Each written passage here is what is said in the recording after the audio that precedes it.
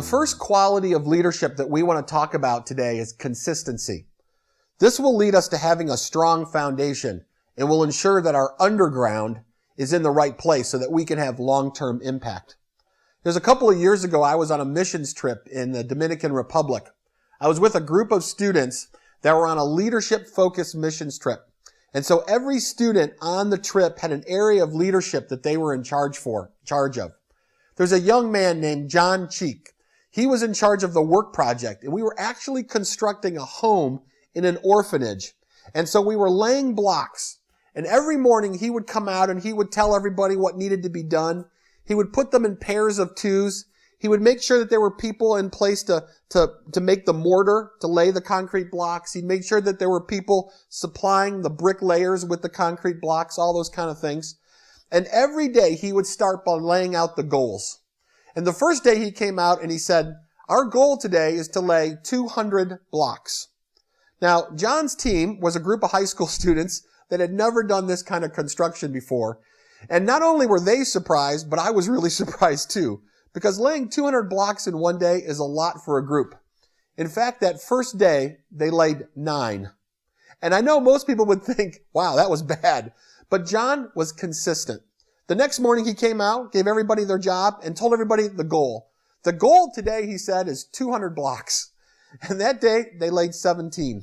And this went on for the next 2 weeks. John would lay out the goal of 200, and each day they would come out and lay a few more than they laid before. The second week of this trip, though, they started to get good at laying blocks.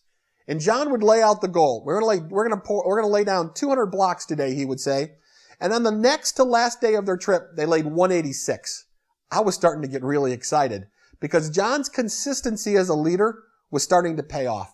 On the very last day, he told the group, today we're going to lay 200 blocks.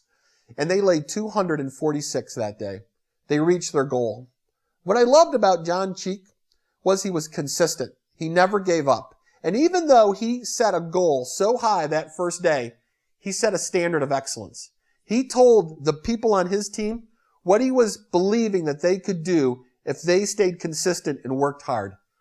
John's efforts, John's consistency as a leader, his focus and determination made all the difference. Do me a favor now. Turn off the video for a second here. We've given you a discussion guide. Go through these questions and talk about consistency in your own life and about this story of John Cheeks and how he made a difference on his team by being a leader who was consistent.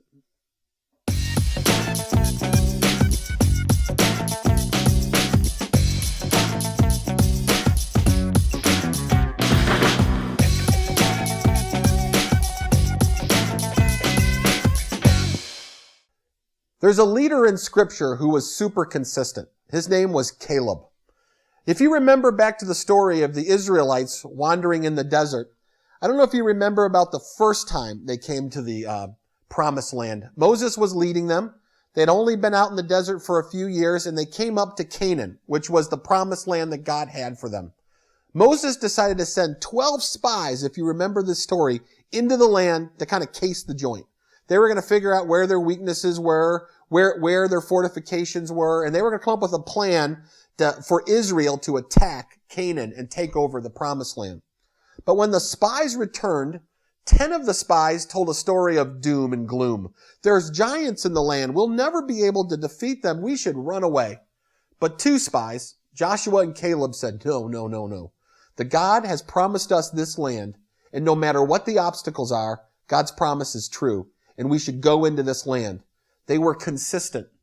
If you remember what happened, the people of Israel sinned, and they abandoned their promised land. And God sent them back into the wilderness to wander for 40 years. Well, during that time, everybody who was part of that original group that was there at Canaan, they all died in that 40 years except for 2 people, Joshua and Caleb.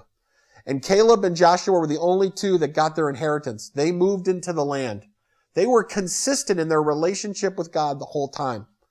Caleb, I love this guy. I love it because of the definition of his name. His name actually means a person who follows God like a dog. You know, I have a great dog named Diesel. He follows me everywhere I go. In fact, if you could see this video right now, he's laying at my feet because he can never be without me. Caleb was that same way with God. he could never be without him. He was consistent. Turn off the video and do this Bible study and really check out the life of Caleb and see how his consistency led to long-term impact.